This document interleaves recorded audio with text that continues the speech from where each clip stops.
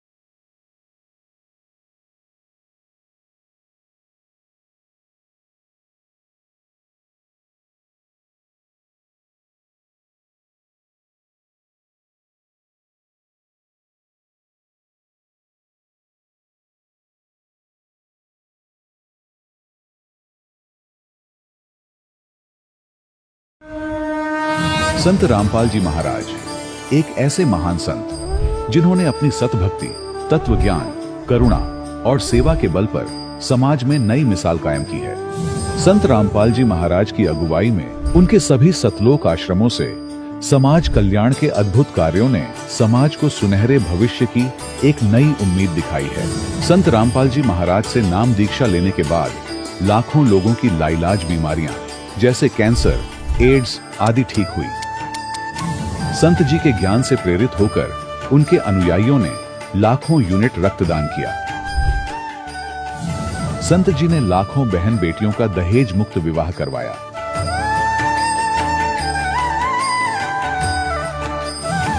संत जी ने लाखों लोगों का नशा छुड़वाया, करोड़ों उजड़े परिवार बसे। संत जी के आश्रमों में समागम के दौरान निःशुल्क नेत्र चिकित्सा, दंत चिकित्सा प्रदान की जाती है। संत रामपाल जी महाराज द्वारा समय समय पर पर्यावरण संरक्षण के उद्देश्य से बड़े स्तर पर वृक्षारोपण किया जाता है। संत जी ने जरूरतमंदों को तत्काल राहत पहुंचाने के लिए एम्बुलेंस सेवा शुरू की। संत जी अपने अनुयायियों को देहदान के लिए प्रेरित करते हैं, जिससे मानवता की सेवा और चिकित्सा क्षेत्र में सुधार हो सके। संत रामपाल जी महाराज के सभी आश्रमों में हर रोज निशुल्क भंडारा आयोजित किया जाता है, जहां हर वर्ग, हर जाति और हर धर्म के लोग एक साथ बैठकर भोजन करते हैं।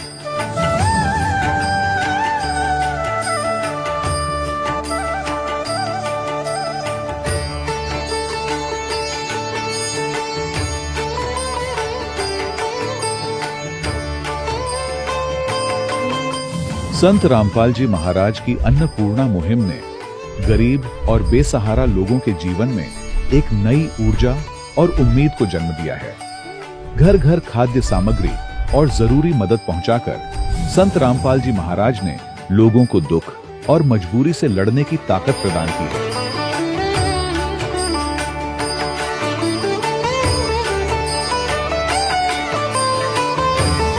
संत रामपाल जी महाराज द्वारा गरीब लोगों के लिए घर बनवाने का अद्भुत कार्य एक ऐसी मिसाल कायम कर रहा है जो सदियों सदियों संत जी की उदारता और दया भावना के तौर पर जाना जाएगा।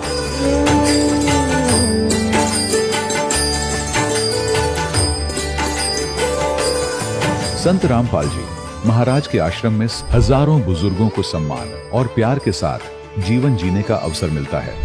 उनके खाने, रहने और स्वास्थ्य की पूरी जिम्मेदारी संत रामपाल जी महाराज उठाते हैं। अनाथ बच्चों के लिए संत रामपाल जी महाराज के सभी आश्रम किसी वरदान से कम नहीं। यहाँ उन्हें शिक्षा, संस्कार और भविष्य के लिए बेहतर अवसर प्रदान किए जाते हैं। चाहे बाढ़ हो, भूकंप या महामारी, संत रामपाल जी महाराज और उनके अनुयायी हमेशा ही जरूरतमंदों के लिए सबसे आगे खड़े रहते हैं।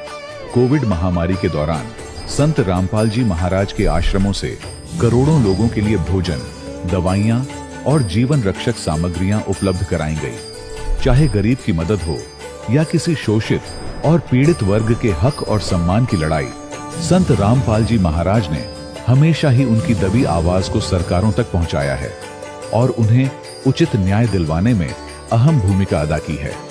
समाज में आध्यात्मिक और सामाजिक मूल्यों के प्रति जागरूकता लाने में संत रामपाल जी महाराज हर कदम पर मानवता के सच्चे सेवक साबित हुए हैं। संत रामपाल जी महाराज का जीवन हमें सिखाता है कि सच्ची सेवा वही है जो निस्वार्थ भाव से की जाए। आइए हम भी इस महान सेवा के कार्य में इस महान संत से जुड़ें और संत रामपाल जी महाराज से नाम दीक्षा लेकर अपने जीवन को धन्य बनाएं।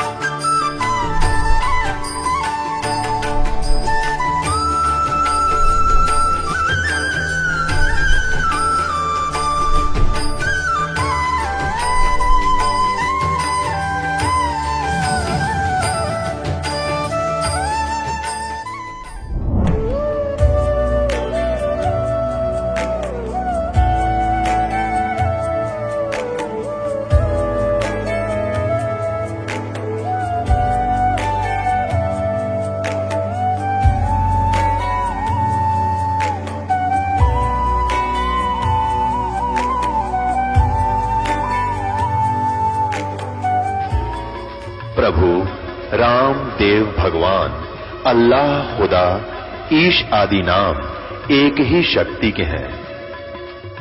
वो कैसा है, कहां है, कैसे मिलता है, किसने देखा है? ये प्रश्नवाचक चिन्ह पूर्ण रूप से हटाने के लिए अवश्य सुनिए जगत गुरु तत्वदर्शी संत रामपाल जी महाराज के अमृत वचन, सर्व पवित्र धर्मों के पवित्र शास्त्रों के आधार पर। सत साहिब दर्शकों, जरा सोचिए, जब कोई व्यक्ति पूरी श्रद्धा और समर्पण के साथ जीवन भर अपने धर्म में प्रचलित सभी प्रकार की भक्ति करे, व्रत रखे और मंदिरों में दर्शन के लिए जाए, अनेकों मंत्र जाप करे, लेकिन फिर भी उसे जीवन में शांति ना मिले, समस्याएं कम होने के बजाय और बढ़ती ही चली जाएं, तो उसका विश्वास डगमगाना स्वाभाविक होता है। दर्शकों, कुछ ऐसी ही कहानी थी दिल्ली की रहने वाली संगीता जी की। संगीता जी ने बचपन से ही पूजा पाठ, व्रत उपवास और परंपरागत भक्ति में अपने जीवन को लगा दिया, लेकिन इसके बावजूद भी ना तो इन्हें कभी शारीरिक सुख मिला और ना ही मानसिक शांति का अनुभव हुआ। हालत इतनी गंभीर हो गई थी कि डॉक्टरों ने भी जवाब दे दिया था और यहाँ तक कि इनके पितरों की आत्माएं भी इनके सांसों का आखिरी समय बताकर चली गई थी। लेकिन दर्शकों, आज संगीता जी का कहना है कि जब से मैंने संत रामपाल जी महाराज की शरण ग्रहण की है और उनके द्वारा शास्त्रों के आधार पर बताई गई भक्ति को अपनाया है, तब से मेरा जीवन पूर्णतः बदल गया है।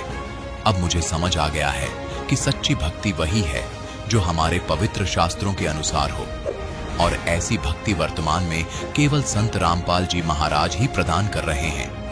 तो दर्शकों, अब सवाल यह उठता है कि आखिर संगीता जी के साथ ऐसा क्या हुआ जिसने इन्हें वर्षों की देवी देवताओं की भक्ति को छोड़कर संत रामपाल जी महाराज की शरण में आने के लिए मजबूर कर दिया। आइए सुनते हैं संगीता जी की कहानी उन्हीं की जुबानी। नमस्कार जी। सच साहेब। क्या नाम है बहन जी आपका? संगीता दासी। संगीता जी, आप कहाँ की रहने वाली हैं? नांगलोई सुल्तानपुरी। बहन जी, संत रामपाल जी महाराज से कब जुड़े आप? संत रामपाल जी महाराज से 2000 में जुड़े थे। बहन जी, संत रामपाल जी महाराज से जुड़ने के बाद क्या आपको कोई लाभ भी प्राप्त हुए? जी हाँ, संत रामपाल जी महाराज से जुड़ने के बाद मुझे लाभ प्राप्त हुए, काफ़ी सारे लाभ प्राप्त हुए हैं। उसमें सबसे बड़ा लाभ था कि मालिक मुझे सतलोक घुमा के लाए थे। दोपहर का समय था, मैं सो रही थी, कबीर परमात्मा खुद आए थे, बोले कि चल बेटा तुझे सतलोक घुमा के लाता हूँ। उसके बाद फिर मैंने बोला ठीक है मालिक चलते हैं। मुझे एक रथ लेके आए कबीर परमात्मा, तो उसमें गई थी। फिर आगे जाके मकर तार की डोरी आई थी, 3 डोरियाँ थी, उसमें से एक मकर तार की डोरी थी। उसकी तरफ देखना नहीं था। अब कबीर परमात्मा से मैंने पूछा कि परमात्मा जी ये क्या है? तो परमात्मा ने बोला बेटा ये मकर तार की डोरी है, इसकी तरफ देखना नहीं है। तो मैंने इसकी तरफ नहीं देखा। उसके बाद फिर परमात्मा आगे लेके गए, तो आगे सतलोक था। सतलोक का गेट था जो बहुत ही बड़ा था, सोने का गेट था, और ऊपर बड़े बड़े अक्षरों में लिखा हुआ था सतलोक। उसके बाद परमात्मा मुझे अंदर लेके गए। वहाँ पे परमात्मा ने मुझे घुमाया, और वहाँ पे मेरे नाना नानी थे जो, उन्होंने भी संत रामपाल जी महाराज से नाम उपदेश ले रखा था, तो मैं उनसे भी वहाँ पे मिली। उनको सत्साहिब भी किया, वो अपना सिमरन कर रहे थे, सत्संग सुन रहे थे, और वहाँ पे काफ़ी चीज़ें देखी। बहुत ही अच्छा मतलब था, यहाँ से तो बिल्कुल अलग ही था वहाँ पे। उसके बाद फिर परमात्मा बोले चल बेटा नीचे चलते हैं। तो मैंने बोला परमात्मा मुझे ना भूख लग रही है। तो परमात्मा बोले क्या खाएगी बेटा? मैंने बोला परमात्मा मैं आम खाऊंगी। तो उसके बाद परमात्मा ने मुझे आम खिलाया, और परमात्मा ने बोला कि बेटा अब चल नीचे चलते हैं। उसके बाद फिर मैंने आम खाने के बाद बोला परमात्मा मैं नीचे नहीं जाऊंगी। परमात्मा बोले क्यों?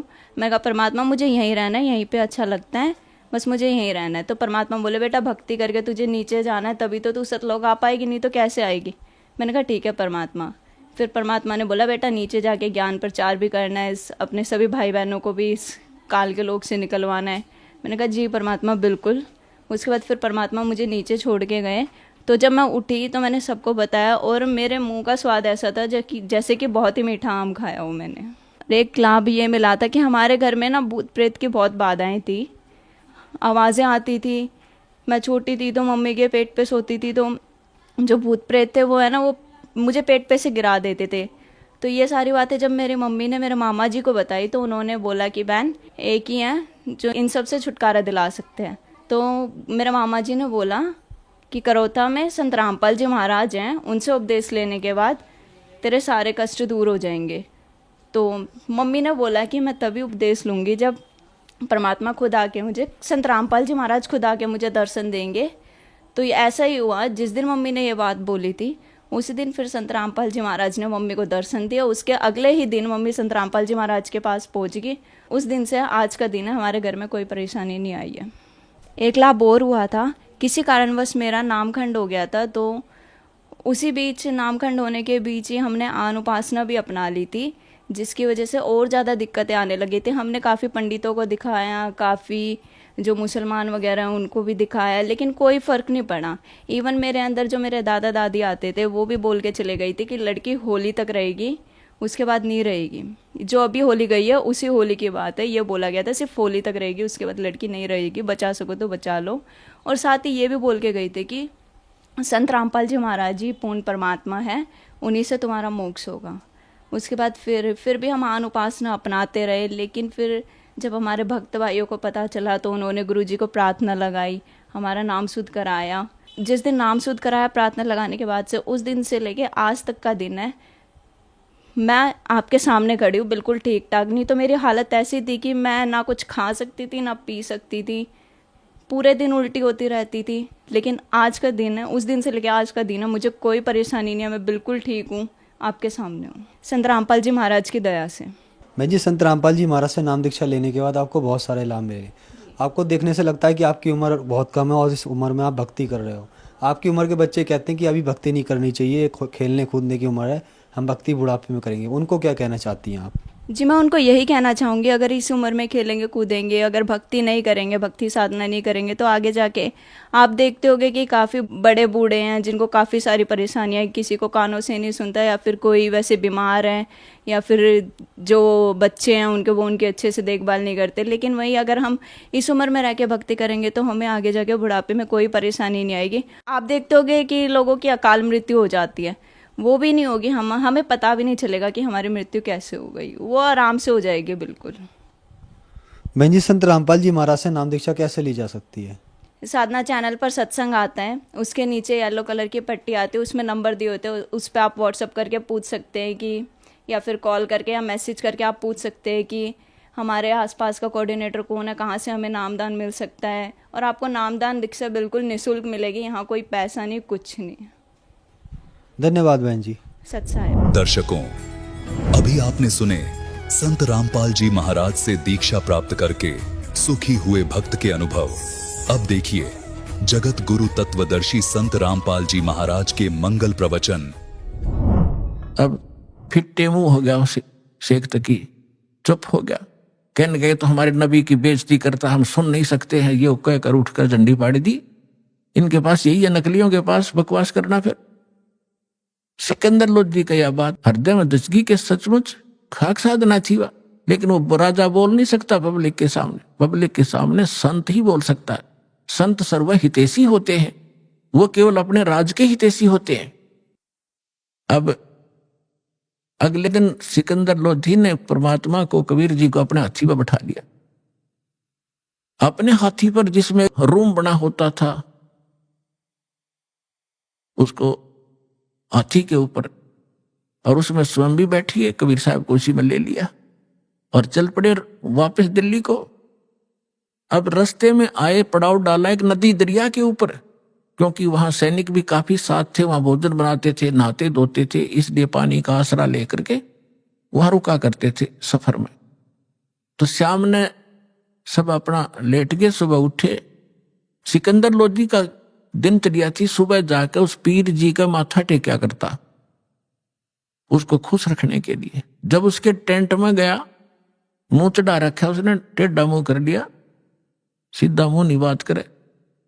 सिकंदर समझ गया कि इसका कोई मरोड़ी लग गई, कोई आज फिर इसका कुबद भारी है इसके मन में। विनम्र भाव से पूछा, पीर जी क्या हो गया, कि क्या जरूरत है आपने मेरी? अब तुझे मिल गया ना वो मुर्दे जिंदे करने वाला। मैं तो जब मानू मेरे आंख सामने मुर्दा जिंदा करे तब उसको वो पीर पैगंबर की संज्ञा दूंगा, नहीं तो जाके मुसलमानों को कह दूंगा कि राजा काफिर हो गया, एक हिंदू को गुरु बना लिया। अब सिकंदर के पैरों तले की धरती खिसकी, गिर जाते काम करेगा, और सारे मुसलमान इसकी मुट्ठी में, और राज से रहित करेगा मुझे। चिंतित हो गया, वापस आ गया। उस टेंट में आया जहां भगवान बैठे थे, परमात्मा अंतर्यामी है। उनका चेहरा उतरा, देख कर कहा कि राजा, कोई राजकाज की बुरी खबर मिल गई क्या? तो उसने कहा कि भगवान, आपके रहते राजकाज की क्या खबर बुरी मिल सकती है, लेकिन मेरे साथ जो पीर है हमारा, ये मेरा सिर का दर्द है, और ये जब चाहे हो जाता है। आज यो मेरे से ढंग से बात नहीं कर रहा है, और इसने मुझे चिंता पैदा ये कर दी है कि तूने काफिर गुरु बना लिया है, और मैं मुसलमानों को बताऊंगा, और जाते मेरा यू काम बिगाड़ेगा। ये तो पक्का नाड़ी है। परमात्मा ने कहा, क्या कहता है? कि ये कह रहा है कि मेरे सामने मुर्दा जिंदा करके दिखावा कबीर, तब मानू मैं। परमेश्वर बोले, भाई जा, उसने नो कह दिया कोई मुर्दा ले आवा, चल तेरी टेंशन तो खत्म करूं मैं, हमारी तो देखी जाएगी। अब परमात्मा अपने बच्चे के, अपने भगत की टेंशन नहीं देख सकता। सिकंदर लोधी ने कहा कि पीर जी आप लाओ मुर्दा कोई। सिकंदर को तो पता था, उसके सामने कर रखा कि 2 मिनट में करेंगे, तो भगवान है, अल्लाह है। अब शेख तकी कहता है, मैं कहां से लाऊं, कभी होगा जब परीक्षा लूंगा। अब परमात्मा ने सोचे, इतने सिकंदर मर लेगा, वहां तक पहुंचाएंगे, इतने हार्ट अटैक हो जाएगा, इतना चिंतित है। इतने में क्या देखा कि एक 13 वर्ष के बच्चे का शव दरिया में आ रहा है। और वो कैसे आया था कि उस बच्चे की आयु शेष नहीं थी, वो मर चुका था। कुछ कबीले ऐसे होते हैं जो ना तो धरती में गाड़ते हैं, जमीन में नहीं दफनाते, और न ही वो जलाते हैं, वो जल प्रवाह कर देते हैं, इस उद्देश्य से कि इसके मांस को जीव जंतु खा लेंगे समुद्र के, कुछ पुण्य मिलेगा। इस करके उसको एक फ्लोटिंग सा बना करके, एक घास फूस का तैरने वाला बेड़ा सा बना के उस पर लिटा देते हैं और ऐसे सत्कार से उसको बहा देते हैं। वो बहता हुआ आ रहा था, तब सैनिक स्नान कर रहे थे, उन्हें दूर से देखा कि वो आ गया मुर्दा, एक मुर्दा आ गया, मुर्दा आ गया। सबको पता चल गया था कहानी क्या है, तो सभी आकर इकट्ठे हो गए। कबीर साहब भी आगे शेख तकी कोई बुला लाए। तब परमेश्वर ने कहा, शेख तकी पहले तू जंतर मंत्र कर ले, कदे फिर नंबर बनावे और करके दिखा इसको जीवित। तो सभी और भी उपस्थित थे, उन्होंने कहा जी ठीक है, देखो दो के बीच में कोई होता है तो दोनों ने ही अपनी दिखानी चाहिए शक्ति। तो लगा फूफा करन, वो चला गया मुर्दा आगे, काफी दूर चला गया। तो शेख तकी कहता है कि ये अपने सिर से बला टालना चाहता था। मुर्दे जिंदे होते कभी, वो तो कयामत के समय मुर्दे जिंदे हुआ करते हैं, कयामत आओगी कभी, जैसा वो नर टाला रखा है।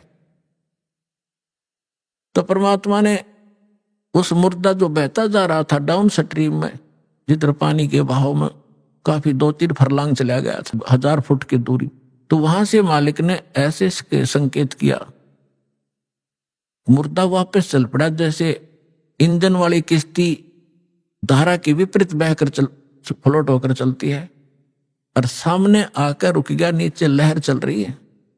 तो परमात्मा ने कहा था कि हे आत्मा, तू जहां भी है, कबीर हुक्म से वापस आ और इस मुर्दे में, इस बच्चे के शरीर में प्रवेश कर दोबारा और बाहर आ जा। बोलो सतगुरुदेव। उसी समय वो बच्चा जीवित हुआ, कंपन हुई शरीर में, और परमात्मा के चरणों में आके दंडवत प्रणाम किया। बोलो सतगुरुदेव।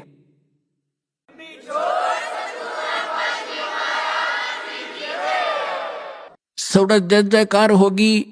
सबने कहा कमाल कर दिया कबीर जी, कमाल कर दिया कबीर जी। परमात्मा ने उस बालक का नाम कमाल रख दिया, और उस बच्चे को कोई चेत नहीं, तू कौन है, कहां का है, उसको अपनी पिछली याद खत्म।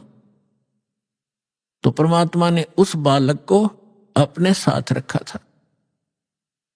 परमात्मा की अपनी कोई निजी संतान नहीं थी, और ना ही परमात्मा कबीर जी ने कोई विवाह किया था, कोई स्त्री उनका नहीं थी। अब लंबी कहानी ना सुना करके आगे आपको बताता हूं कि शेख तकी ने एक और परीक्षा लेनी चाहिए।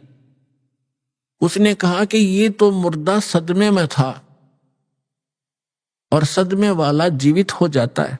जब जानू मेरी बेटी मैंने 2 महीने से कब्र में दबा रखी है, यदि मेरी लड़की को जीवित कर देगा, मैं मान लूंगा कबीर इज गॉड, कबीर अल्लाह है, और नहीं तो ये भगवान नहीं है, फिर डंडोरा पीट दूंगा। अब फिर चिंतित हो गया कि सिकंदर लोधी कि इसने तो कोई ना कोई सिर दर्द मेरा बना के ही रखना है। तब कबीर साहब को पता चला टेंशन का। तब कबीर साहब ने कहा कि ऐसा करो सिकंदर, इनसे कहो आप आसपास के अक्षेत्र में अनाउंसमेंट कर दो कि तीसरे दिन शेख तकी की बेटी कब्र से निकालकर कबीर जीवित करेगा, कबीर जी। अब सिकंदर जी को तो पता था कि जो कह दिया फाइनल, उसने तुरंत मुनादी करवा दी। सौरे आसपास लाखों की संख्या में लोग एकत्रित हो गए जिस दिन मालिक ने समय रखा था। कब्र फुड़वा दी, शेख तकी खड़ा, सिकंदर राजा खड़ा, मंत्री खड़े, और भी दर्शक बहुत गणे। उस कब्र को फोड़ दिया गया। बच्ची का शव उसके अंदर था, 12-13 साल की लड़की थी। अब परमात्मा ने कहा कि शेख तकी अब तू अजमा ले अपना जंतर मंत्र, कहीं फिर 5-6 नंबर बनावे। तो वहां उपस्थित सभी व्यक्तियों ने कहा जी अगर इसके पास कोई शक्ति होती तो अपनी बेटी ने कौन मिट्टी में दाब के जाता, ये तो फेल है इस मामले में, आप दया करो। तब परमेश्वर ने कहा कि हे शेख तकी की बेटी जीवित हो जा। लड़की जीवित ना हुई, और शेख फिर कहा कि शेख तकी की बेटी जीवित हो जा, ना हुई। तो शेख तकी ने भंगड़ा पा दिया, नाचे कूदे, देखो ढोंगी का ढोंग पकड़ा गया, मुर्दे कभी जीवित होते हैं, ये तो क़यामत में होते हैं, क़यामत में होते हैं। उस नालायक व्यक्ति ने अपनी बेटी के जीवित ना होने का गम नहीं, कबीर साहब के हारने की खुशी मना रहा है। तो ये होते हैं साकेट प्राणी के लक्षण। सामने भगवान खड़ा और उसके साथ खसने लग रहे। परमात्मा ने तीसरी बार फिर कहा, वह फिर भी नहीं हुई, तो और ज्यादा जंप लगावे, कूदे, नाचे, डांस करे। परमात्मा ने कहा, डट तजा बंडे ले, तू शांति करे। वो तो उसको दिखाना था उसकी नीचता जनता को कि ये अपनी बेटी को जीवित कराने में खुश नहीं है, ये तो कबीर जी को हराने में खुश है। ऐसा साकेट व्यक्ति है। उसी समय परमात्मा ने कहा कि हे जीवात्मा, जहां भी है तू कबीर हुक्म से वापस आ और इस बेटी के सौ में प्रवेश कर। बेटी वापस आ। 2 सेकंड के अंदर लड़की जीवित होकर मालिक के चरणों में दंडवत प्रणाम किया। बोलो सतगुरुदेव।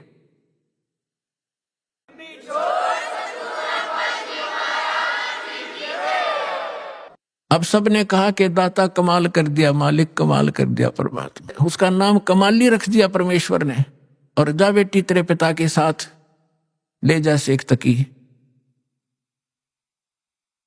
अब वो लड़की कहती है कि नहीं, आज मुझे अपने ओरिजिनल फादर का पता लग गया, ये तो नकली पिता था, मुझे माटी में डाल गया। आज मुझे अपने असली पिता का पता लग गया है। और 1.5 घंटे तक उस लड़की ने अपने पूर्व जन्म की कथा सुनाई। अपने आत्माओं, परमात्मा कहते हैं, जो जन मेरी शरण है ताका हूं दास, गेल गेल लाग्या फिरूं जब तक धरती आकाश। अब ये जो पिछली पीढ़ी का समय अब चल रहा है, और जितने पुण्यात्मा श्रद्धा से नाम लेंगे ये तो पार होंगे ही होंगे। ये तो करोड़ों की संख्या में, लाखों अरबों की संख्या में पार होंगे।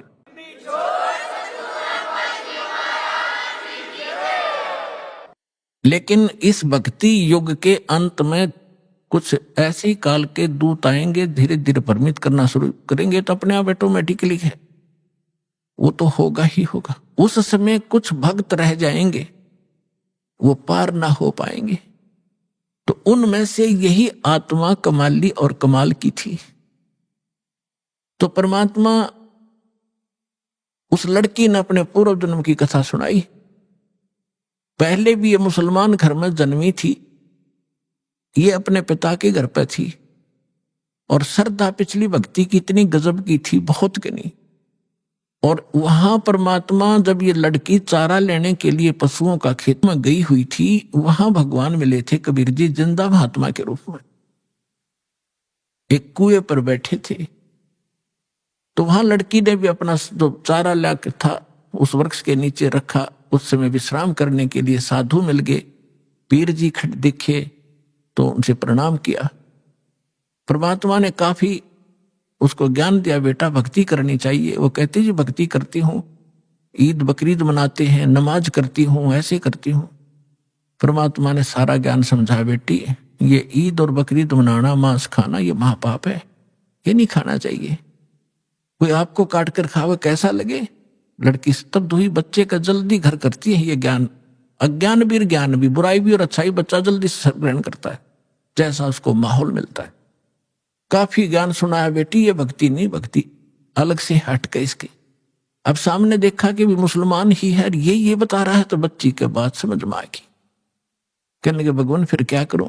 कि बेटी जो मैं साधना बताऊं ये करना, और ये 2 दिन का जीवन है, असंग जन्म हो गया, जन्म तेर मृत्यों को मैं ऐसी साधना बताऊंगा ये पीछा छूट जाएगी।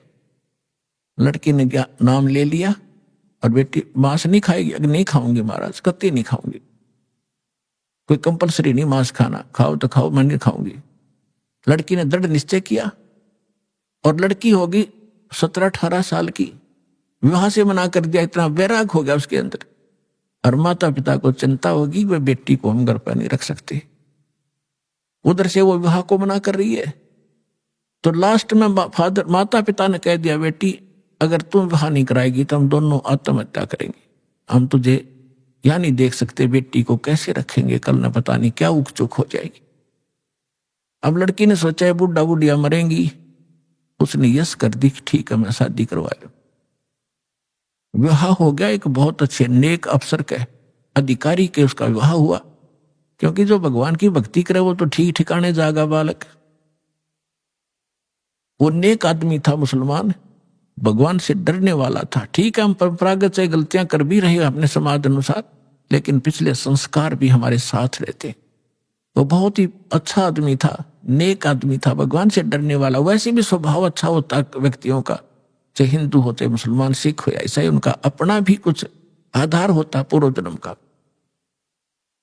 तो जब वो लड़की वहां विवाह करके वहां गई अपने पति के पास, तो उसको कहा कि मैं आपसे एक अर्ज करना चाहूंगी, वो मेरी अर्ज सुनो।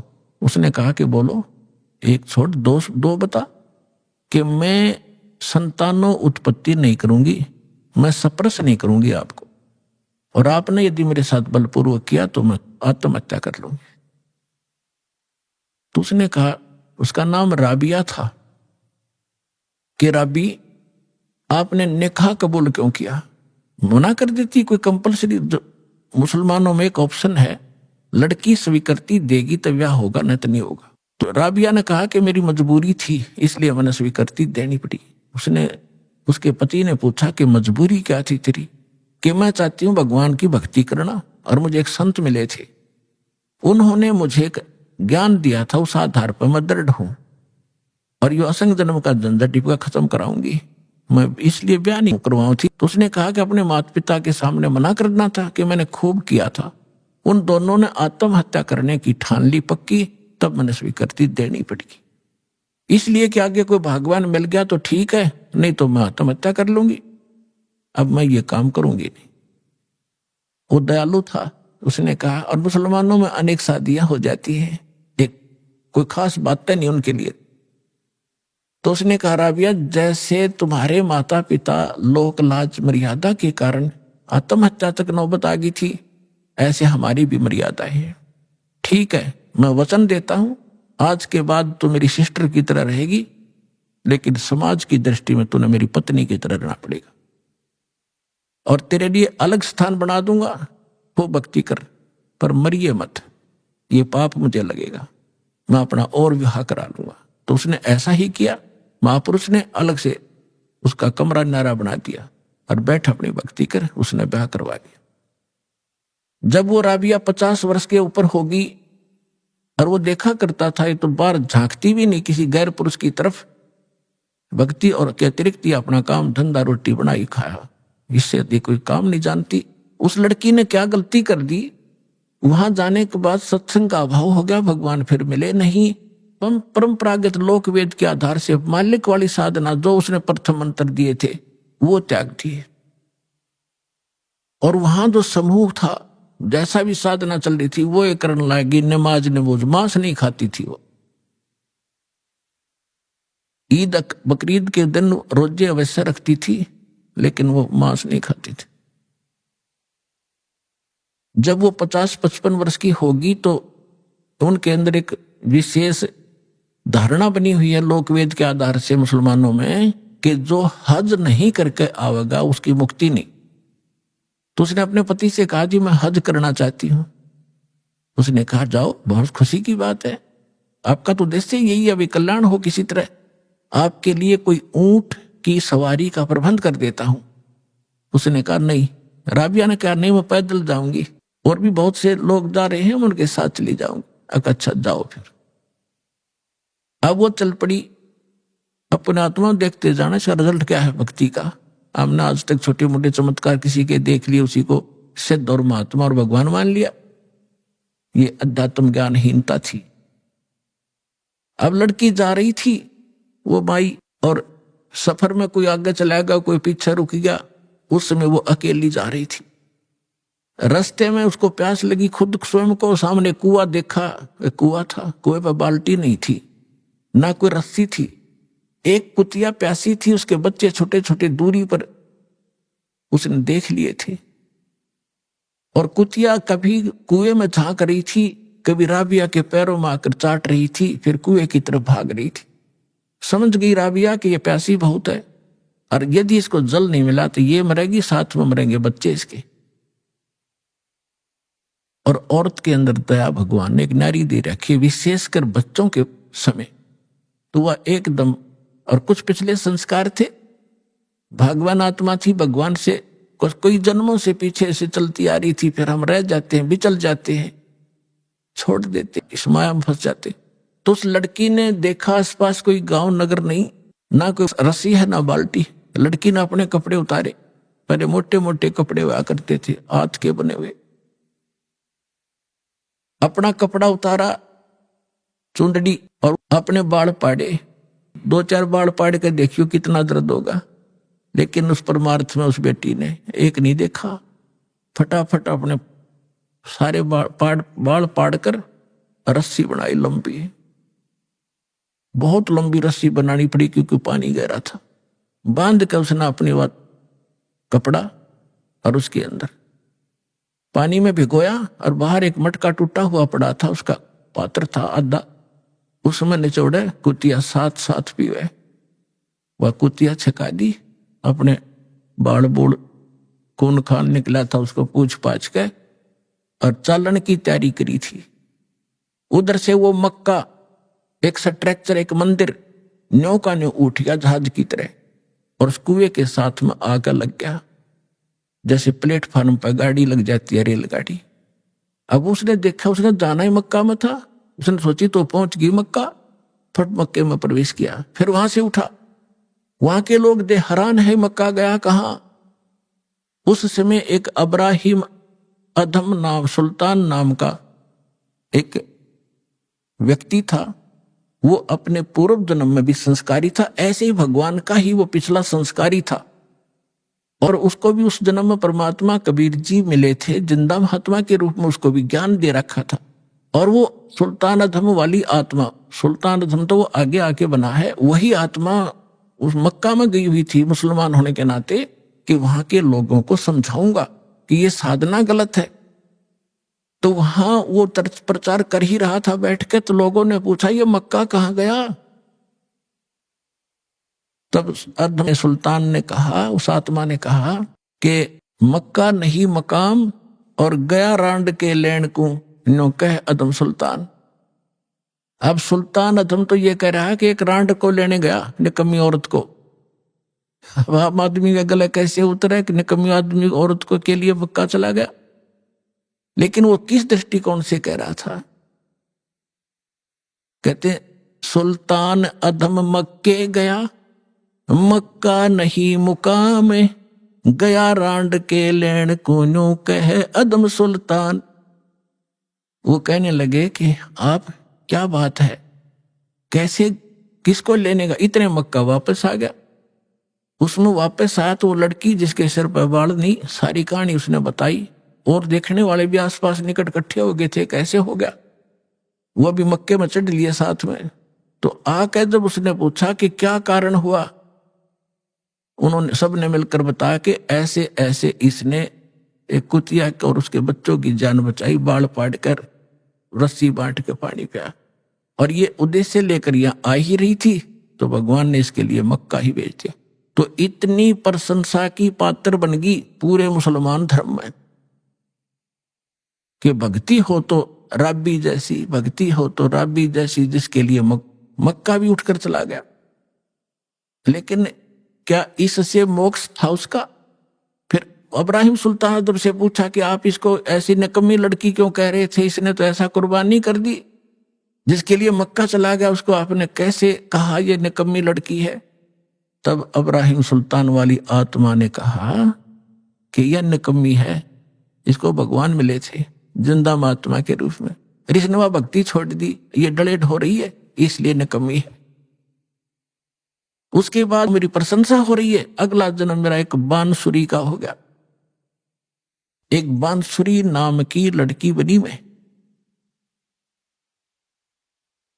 और गाने गा गा के इतनी सुरीली आवाज से पर धार्मिक भगवान की शब्द सुनाया करती थी, बहुत प्रसिद्ध होगी। और वह भी फिर वृद्ध हुई जब मक्के में गई। अब मक्के में जाकर उसने पता था कि जो मक्के में मरता है, ऐसा ज्ञान सुन रखा था लोक वेद से, वो सीधा भिष्ट जाता है, स्वर्ग में जाता है, हेवन में जाता है।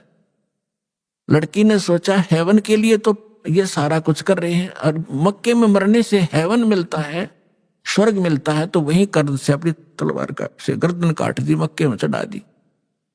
सबको वाह वाह की पात्र बन गई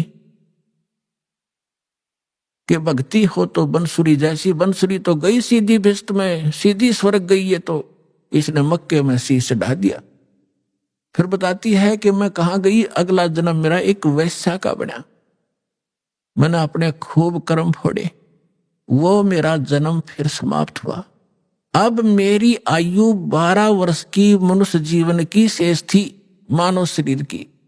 और ये भी वहां धर्मराज के दरबार में जब मैं गई हुई थी, वहां मुझे पता चला, धर्मराज ने बताया कि ऐसे ऐसे तुझे कोई संत मिला था, वो साधना तूने 4 वर्ष की थी।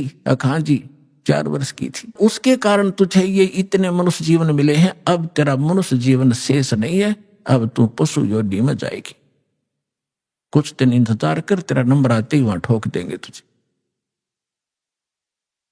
तो उसने बताया कि ये आज परमात्मा खुद पहुंचे वहां पर, और धर्मराज के सामने वकालत करी वकील बन के कि ये मेरी भक्तनी थी, पिछले जन्म में मेरी साधना कर रखी है, इसको छोड़, तू अकाउंट नहीं ले सकता। धर्मराज ने हाथ जोड़ लिए और इनको वापस दे दी। मेरी आत्मा में यहां खड़ी हुआ, लोगों ये भगवान आए हैं, ये अल्लाह अकबर है, आंख खोल लो, शरण ले लो। लाखों लोगों ने कबीर साहब की शरण ली। बोलो सतगुरुदेव।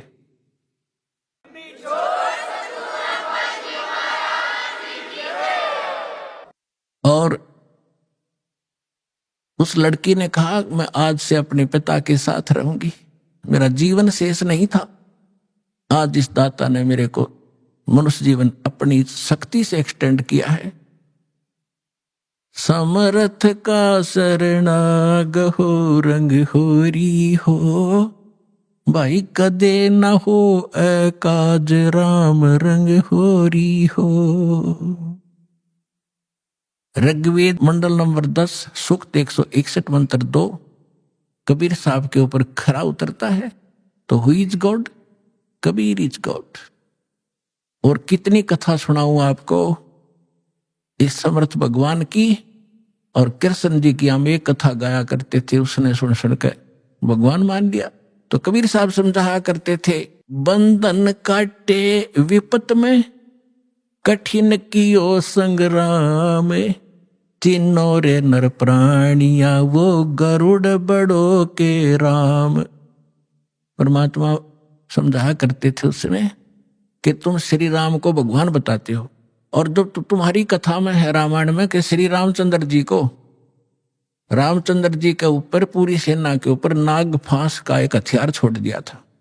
सारी की सारी सेना नाग फांस में आ गई थी, यानी इतने सर्प हो गए थे, सभी सेना को ऐसे हाथों से और चारों तरफ लपेट के बांध दिया था, इंक्लूडिंग लक्ष्मण एंड श्री राम।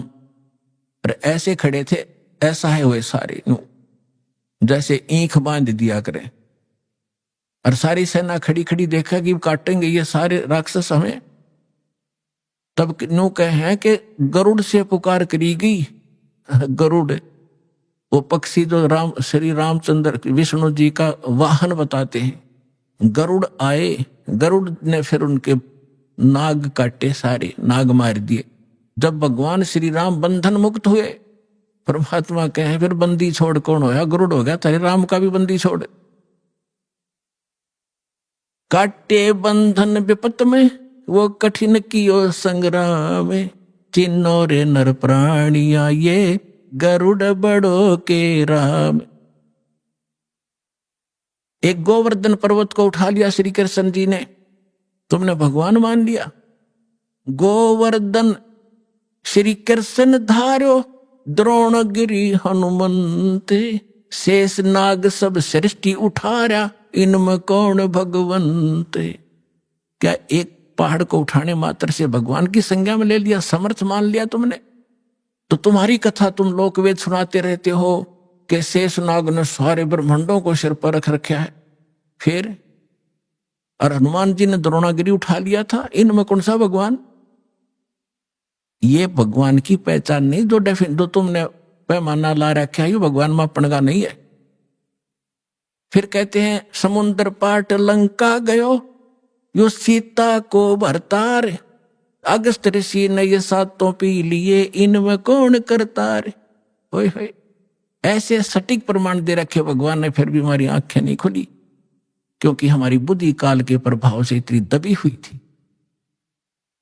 परमात्मा ने कहा कि तुम्हारी बात बड़ी करता हूं कि श्री रामचंद्र जी ने समुद्र पर पुल बनवा दिया, इसलिए आप उसको भगवान मानते हैं। वैसे तो यह कहानी न्यारी है, दास बताता रहता है। ये खुद भगवान कबीर साहब गए थे एक महात्मा मुनिंदर के रूप में, और इनकी अर्ज पर एक पत्थर को, एक पहाड़ को हल्का कर दिया था, चारों तरफ रेखा खींच दी थी कि ये फ्लोटिंग हो गया है, अरे ले जाओ पुल बांध लो। श्री राम के बस का ना था समुद्र पर पुल बनाना। तो परमात्मा कहते चल तुम्हारी बात बड़ी मानते हैं, वह तो बात तुम्हारे कहां समझ में आवेगी कि समुद्र को पाट के यानी उसको पुल बना के छाप के, और लंका गया था कौन? तुम्हारी सीता का पति राम। अगस्त ऋषि ने तुम आप बताओ सातों पीढ़ी एक घूट में, तो इनमें कौन सा भगवान? अभी आपने सुने संत रामपाल जी महाराज के मंगल प्रवचन। आइए अब सुनते हैं संत रामपाल जी महाराज से नाम दीक्षा लेकर सतभक्ति करके अद्भुत लाभ प्राप्त करने वाले अनुयायी के विचार। दर्शकों, प्रत्येक श्रद्धालु सुख प्राप्ति और कष्ट निवारण करने के लिए भक्ति करता है। इस भक्ति सफर में उसे जिन भी भक्ति साधनाओं के बारे में पता चलता है, वह सभी को श्रद्धा के साथ करता है। ऐसी ही भक्ति साधना कर रहे थे सुदामा चौधरी जी, जो पहले सभी देवी देवताओं की मनमानी भक्ति साधना किया करते थे। उसके बाद ये गायत्री परिवार से जुड़ गए। गायत्री परिवार की साधना में ये इतने निपुण हो चुके थे कि इनको जिला स्तर पर हवन करने की अनुमति दे दी गई। 22 वर्ष तक इन्होंने गायत्री परिवार में प्रचार प्रसार किया। सुदामा जी को तलाश थी एक ऐसे गुरु की जो इनकी शंका दूर करके इनको सच्चा ज्ञान प्रदान करे। तभी इनकी मुलाकात इनके मित्र से होती है, जिसने इन्हें बताया कि साधना चैनल पर एक संत जी का सत्संग आता है, वो सुनो। इन्होंने संत रामपाल जी का सत्संग सुना और ये उनसे प्रभावित हुए, जिसके बाद इन्होंने संत रामपाल जी की शरण ग्रहण की, जिसके बाद इन्हें अनेकों लाभ मिले। इनको एक्सीडेंट में जीवन दान दिया और संत रामपाल जी महाराज के रूप में कबीर परमेश्वर इन्हें सतलोक भी लेकर गए। इनकी पत्नी को 20 साल से प्रेत बाधा थी, जो कि संत रामपाल जी से नाम दीक्षा लेते ही खत्म हो गई। अब इनका पूरा परिवार सुखी जीवन जी रहा है। आइए अब सुनते हैं सुदामा जी के जीवन में आए अद्भुत परिवर्तन की कहानी, सुदामा जी की अपनी जुबानी। नमस्कार सर। नमस्कार जी। सर क्या नाम है आपका? मेरा नाम जी सुदामा चौधरी है। सर कहाँ से आए हैं आप? मैं जी ग्राम भोरतलाई, जिला छिंदवाड़ा, मध्य प्रदेश का निवासी हूँ। सर संत रामपाल जी महाराज से नाम दीक्षा आपने कब ली? 11 अगस्त 2013 में नाम दीक्षा ली। सर संत रामपाल जी महाराज से नाम दीक्षा लेने से पहले आप क्या भक्ति साधनाएं करते थे? सर मैं भक्ति तो पहले जो घर में हिंदू धर्म के होने के नाते सोमवार का व्रत रखता था, शंकर जी की पूजा करता था। फिर किसी ने बताया कि हनुमान जी सबसे ज़्यादा देते हैं, तो फिर शनिवार का व्रत रखने लगा, उपवास करने लगा, फिर हनुमान जी की पूजा करने लगा। फिर गांव में जैसे कहते हैं कि देवी आती है, ऐसे मेरी माता जी को देवी आती थी, तो फिर उसकी पूजा करने लगे। फिर गांव में एक यज्ञ हुआ जी, तो बोले गायत्री परिवार से ही सब कुछ मिल जाता है। तो जी मैंने गायत्री परिवार में नाम दीक्षा ली फिर, और फिर वो मतलब उसकी पढ़ाई वगैरह करके इतना निपुण हो गया कि मेरे को जिला स्तरीय का कार्यक्रम देने लगे। अब फिर धोती कुर्ता पहनते थे, अपना कर्मकांड की पुस्तक रखते थे, और जगह जगह हवन करने के लिए जाना पड़ता था भगत जी। 22 साल तक गायत्री परिवार में प्रचार प्रसार किया। पूरे जिला छिंदवाड़ा जिला भर में मेरे प्रचार प्रसार करना पड़ता था जी। सर आपने बताया कि आप बहुत सारी पूजाएं करते थे, फिर आप गायत्री परिवार में थे और ये जिला स्तर पर आप यज्ञ करते थे। आपने बताया कि आप 22 साल से गायत्री परिवार का प्रचार कर रहे थे, तो फिर संत रामपाल जी महाराज की शरण में आने की क्या जरूरत पड़ी आपको?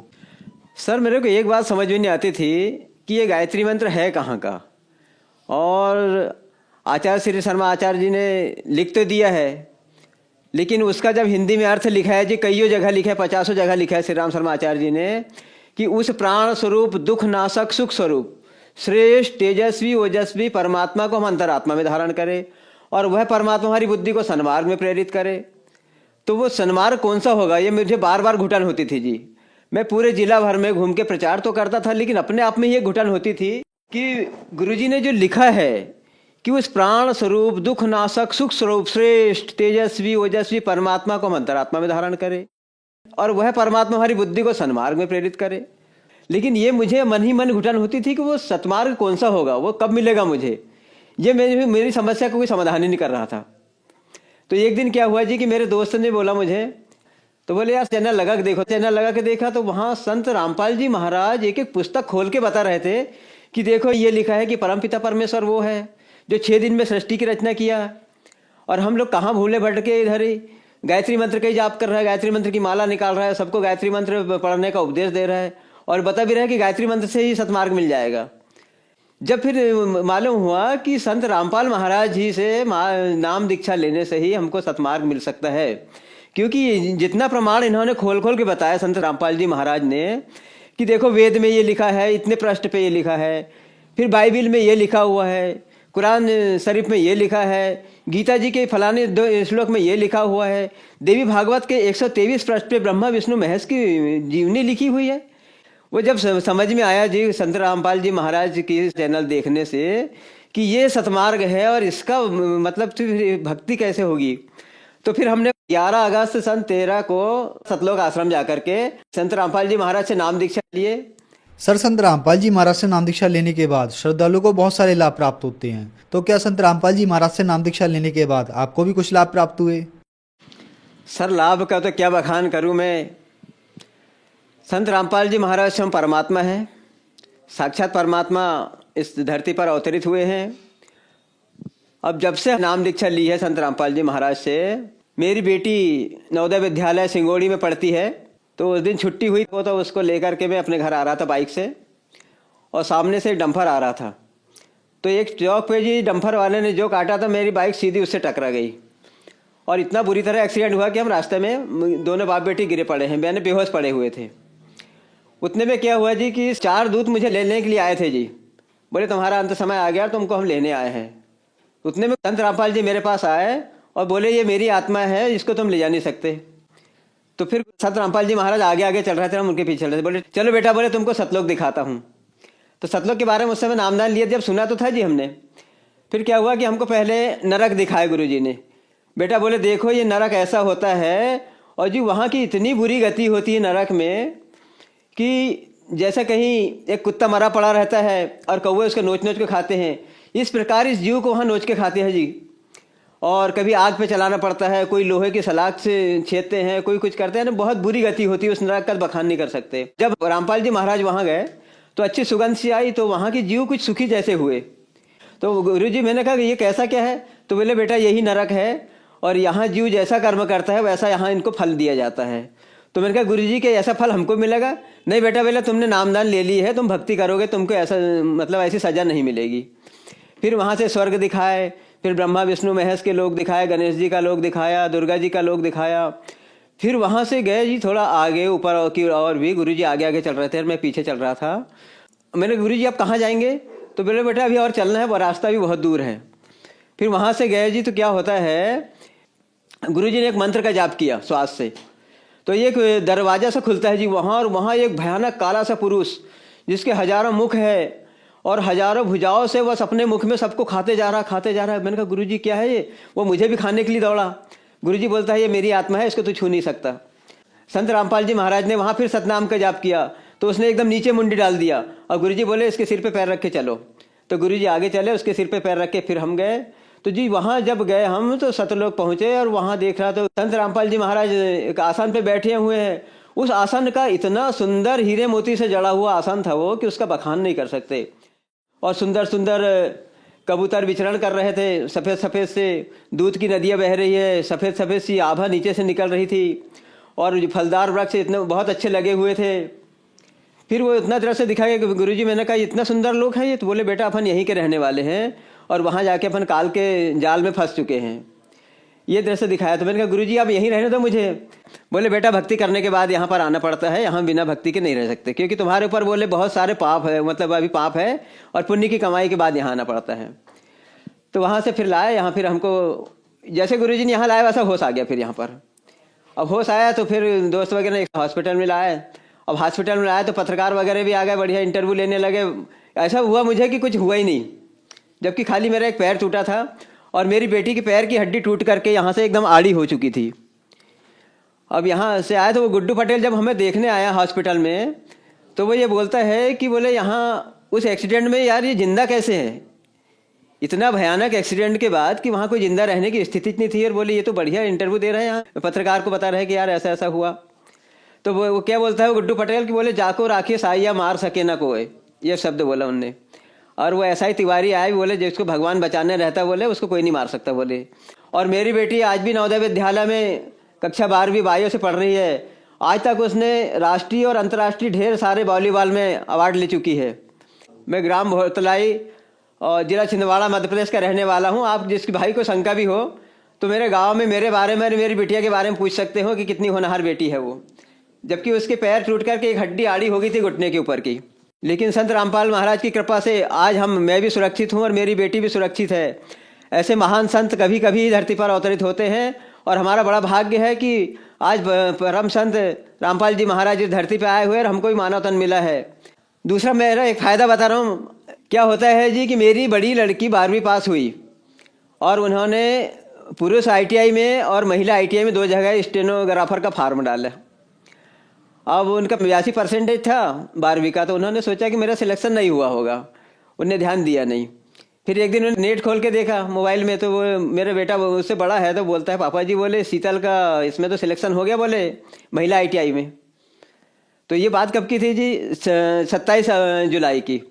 और फिर जाके हमने नेट से उसके जो सिलेक्शन की वो सूची निकाले तो 25 जुलाई को उसका एडमिशन होना था और हमने देखे 27 जुलाई को। अब 28 जुलाई को हमारे ग्राम से ITI 25 किलोमीटर है जिला छिंदवाड़ा में, तो वहाँ मैं एडमिशन लेने के लिए गया। मैं ही गया मेरी बेटी को लेकर के। तो क्या होता है कि वहाँ जब मैंने ऑफिस में गया और दिखाया, मैंने कहा सर शीतल का यहाँ एडमिशन कराना है ITI में स्टेनोग्राफर में। तो बोले अब एडमिशन थोड़ी हो सकता है इसका सिलेक्शन बोले ऑल MP ऑनलाइन पर होता है और जिस दिन का उसी दिन सिलेक्शन कराया जाता है। 1 घंटे ही बढ़ जाते बोले 5 बजे के बाद, तो इसमें एडमिशन नहीं हो पाता। फिर एक मैडम बैठी थी वहीं ITI की टीचर, उसके पास गया। मैंने कहा मैडम जी इनका एडमिशन कराना था। तो उनने भी देखा, बताओ बोले कहाँ सिलेक्शन हुआ है। तो मैंने दिखाया उनको जो सिलेक्शन सूची थी वो। तो बोले तुम पागल हो गए बोले, स्टेनो जैसा सब्जेक्ट किसी को मिलता नहीं बोले और तुमको मिल गया बोले तुम्हारी बेटी को और तुमने एडमिशन नहीं कराया बोले। तो मैंने कहा मैडम जी मुझे मालूम नहीं था कि एडमिशन कैसा कैसा क्या कराना पड़ता है। बोले जाओ बोले अब अगली काउंसलिंग होगी बोले उसमें सिलेक्शन हो जाएगा बोले। अब मैं बड़े दुविधा में पड़ गया कि हे मालिक अब क्या किया जाए। फिर मैं बाजू में खड़ा हो गया मैडम से थोड़ा साइड में और संत रामपाल जी महाराज की मैंने हाथ जोड़ के विनती की कि हे मालिक, हे परमात्मा, आप ही मेरे सब कुछ है और जैसा भी हो मेरी बेटी का एडमिशन होना चाहिए। अब मैं जी मुश्किल से 10 मिनट बाजू में खड़ा रहा और मैडम ने फिर से बुलाया मेरे को, पता नहीं उसको क्या प्रेरणा हुई। तो बोले आप एक काम करो प्रिंसिपल साहब को फ़ोन कर लो बोले। तो मैंने कहा मैडम जी आप ही फ़ोन कर दीजिए ना। तो मैडम जी बोले ठीक। उनने प्रिंसिपल साहब को फ़ोन किया, बोले ये एक लड़की आई है बोले जिसका 25 तारीख को स्टेनो में एडमिशन होना था और ये 28 को आई बोले। तो सीधा प्रिंसिपल साहब ये बोलते हैं कि ठीक है ले लो बोले। अब देखो इतना बड़ा चमत्कार कोई साधारण पुरुष करवा नहीं सकता कभी। पूरा स्टेट लेवल पे सिलेक्शन होता है और एडमिशन भी स्टेट लेवल पर ही होता है, आप सभी को मालूम होगा इस बात को। तो और लेकिन मैं 28 3 दिन बाद जा रहा हूँ और गुरुजी से प्रार्थना लगाने ही 10 मिनट में उनकी मति फेर देते हैं संत रामपाल जी महाराज। ऐसे हमारे परम पूज्य परमात्मा है। अब मुझे तीसरा लाभ ये हुआ कि मेरी शादी 96 में हुई है और शादी के 2 साल बाद से मेरी पत्नी को ऐसी प्रेत बाधा हुई कि वो कभी अकेली सोती नहीं थी शाम को। और सोने के पहले उसको कोई प्रेत बाधा आती थी और उसको सताने लग जाती थी कि बोले चल हम तेरे को लेने आए हैं। बस वो हूँ आवाज़ करे, फिर हम उसको धक्का वक्का लगा करके फिर जगा करके उसको मतलब होश में लाते थे। यानी वो बाधा उसको कम से कम 20-22 साल रही। फिर धर्मपत्नी ने भी नामदान लिया और उससे मेरी जिस दिन से नामदान लिया उसी दिन से मेरी धर्मपत्नी की प्रेत बाधा कहाँ गई, किसी झाड़ फूक वाले के पास गए ना कुछ नहीं। और आज पूरा परिवार सुखी है। आर्थिक लाभ भी इतने हो रहे हैं कि कुछ कह नहीं सकते। और आज संत रामपाल जी महाराज ने ऐसी रजा कर दी है कि चारों तरफ से किसी द्वार खुल जाते हैं और कोई वर्षा होने लगती है। ऐसी वर्षा हो रही मेरे परिवार पर और मुझ पर। आपने बताया कि आपने 22 साल तक गायत्री परिवार वालों का प्रचार प्रसार किया, फिर आप संत रामपाल जी महाराज की शरण में आए। तो जो गायत्री परिवार वाले जो लोग आज आपको देख रहे हैं, आप उनके लिए क्या कहना चाहेंगे? मैं मेरे समस्त गायत्री परिवार वाले से हाथ जोड़ के यही विनती करता हूँ कि उस प्राण स्वरूप, दुख नाशक, पाप नाशक, सुख स्वरूप, श्रेष्ठ, तेजस्वी, ओजस्वी परमात्मा को हम अंतरात्मा में धारण करें और वह परमात्मा हमारी बुद्धि को सन्मार्ग में प्रेरित करे। अब सन्मार्ग कौन सा है वो ढूंढते ढूंढते हम यहाँ तक आए। तो आप सभी भाइयों से मेरी बार बार करवृद्ध प्रार्थना है कि वो सन्मार्ग आप सभी खोजने की कोशिश करो। जैसा मैं बहुत दुखी था गायत्री परिवार में होने के बाद भी, और मुझे ये भी ज्ञात है कि मेरे जितने भी गायत्री परिवार के भाई हैं, आप सब भी बहुत प्रकार से दुखी है। कोई धन से दुखी है, तो कोई पुत्र से दुखी है, तो कोई अपने जन से दुखी है, तो कोई कहीं से दुखी है। जैसा मैं सुखी हो सकता हूँ ना, वैसा आप भी सुखी हो सकते हो और संत रामपाल जी महाराज की शरण में आओ। सर, संत रामपाल जी महाराज की शरण में कैसे आ सकते हैं? सर, संत रामपाल जी महाराज से नाम दीक्षा लेना बहुत ही सरल है। बहुत सारे चैनल में संत रामपाल जी महाराज का सत्संग आता है और उसके नीचे एक पीली पट्टी चलती है, उसमें आश्रम के सब नंबर दिए हुए रहते हैं। आप किसी भी भाई को कहीं भटकने की कोई आवश्यकता नहीं है, आप उस नंबर पे कॉल करो। और आपको अगर पुस्तक चाहिए संत रामपाल जी महाराज की, तो आपके घर में निःशुल्क पुस्तक भी भगत भाई पहुंचा के देते हैं। और ज्ञान होने के बाद फिर फोन करो कि संत रामपाल जी महाराज से नामदान लेना है, तो आपको कोई भी भगत भाई बता देगा और नामदान लेकर के आप भक्ति करो और अपना कल्याण कराओ। वहाँ 1 रुपये भी नहीं लगता जी। यहाँ तक कि नहाने धोने, खाने पीने, चाय बिस्किट की दिन भर फ्री सेवा है, 1 रुपये भी नहीं लगता। अगर कोई ने कहीं शंका फैलाई होगी कि वहाँ नामदान लेने में पैसा लगता है, तो ये पूरा सफ़ेद झूठ है, इसके सिवाय कोई सच्चाई नहीं है। क्योंकि हम खुद आश्रम से जुड़े हुए हैं। अच्छा, आपको किसी प्रकार की किसको शंका हो ना, तो आश्रम जा कर के आप पहले देख सकते हैं कि यहाँ किस प्रकार से पैसा लिया जाता है या किस प्रकार से लूटा जाता है। जैसे कि दूसरे आश्रम में लूट मची हुई है। जैसे हम गायत्री परिवार में भी नामदान लेते थे, तो वहाँ हमको पुस्तक का, माला का, इन सब का पैसा देना पड़ता था पहले, और झोला खरीदना पड़ता था, एक एक झोले में सब सामान लेके घूमना पड़ता था, धोती कुर्ता खरीदना पड़ता था। यहाँ तो ऐसा कोई ड्रेस का बंदिश नहीं है, न किसी चीज़ का बंदिश नहीं है। यहाँ तो सारी चीज़ निःशुल्क मिलती है, बस अपना कल्याण कराओ। क्योंकि ये संत रामपाल जी महाराज स्वयं शंभु है, स्वयं परमात्मा है, इसमें कोई दो मत नहीं है, दो शंका नहीं है। आप बिना निस्वार्थ भाव से आश्रम में जाओ और अपना कल्याण कराओ। धन्यवाद सर। सत साहिब।